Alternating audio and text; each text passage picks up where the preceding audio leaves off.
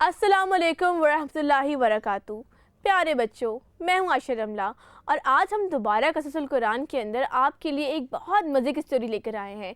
हम उम्मीद करते हैं कि आप रोज़ ये स्टोरी सुन रहे हैं और उससे बहुत कुछ सीख रहे हैं और उस पर अमल भी कर रहे हैं। तो आज एक और स्टोरी सुनने के लिए हमारे पास यहाँ मौजूद हैं प्यारे प्यारे से बच्चे। तो प्यारे बच्चों, अस्सलाम वालेकुम।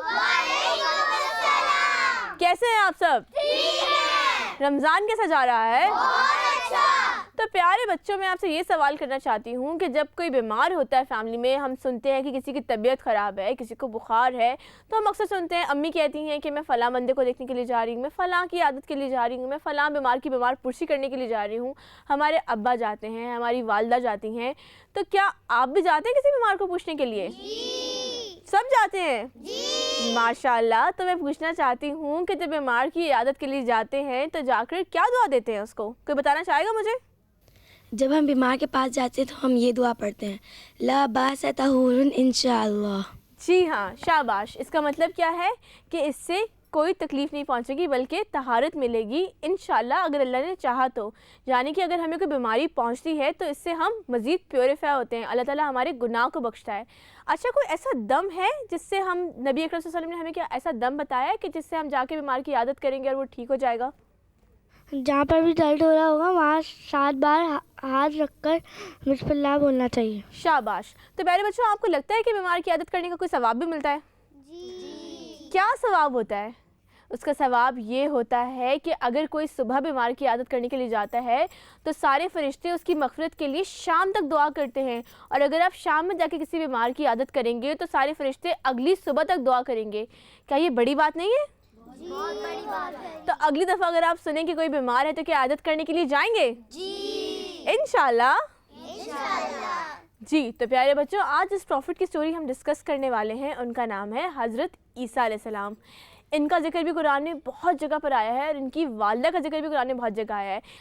क्या किसी को याद है कि उनकी वालदा का नाम क्या है?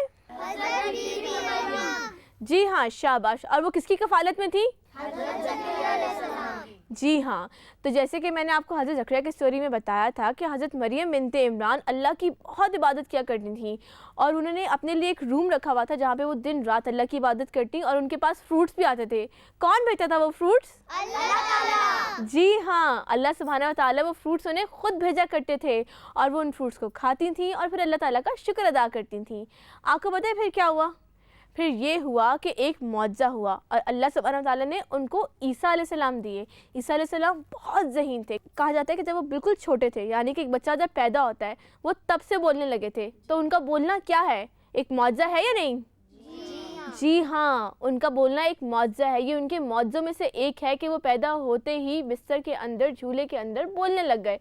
इसके बाद ये हुआ कि जब वो थोड़े बड़े हुए तो कहा जाता है कि उनके अंदर विज़डम बहुत था और वो अपने आसपास होती हुई चीज़ों को बहुत ऑब्ज़र्व करते थे, गौर करते थे और उसको क्वेश्चन करते थे।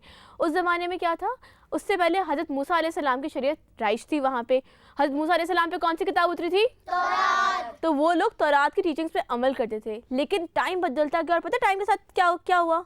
टाइम के साथ ये हुआ कि जो उनके प्रीस्ट थे उन्होंने वक्त के साथ साथ उस बुक में चेंजेस कर दी। जैसे उनका दिल चाहता वो लॉ बना देते। उसको कहते हैं कि ये रिलीजन है। वो चेंजेस करते रहे, अपनी मर्ज़ी से उसके अंदर चीज़ें लिखते रहे, मिटाते रहे और उनकी शरीयत इस तरीके से बिल्कुल बिगड़ी हुई हालत में आ गई। आपको पता है उनकी शरीयत में एक बड़ी अजीब सी बात थी। उन्होंने एक अजीब सी बात घड़ ली थी।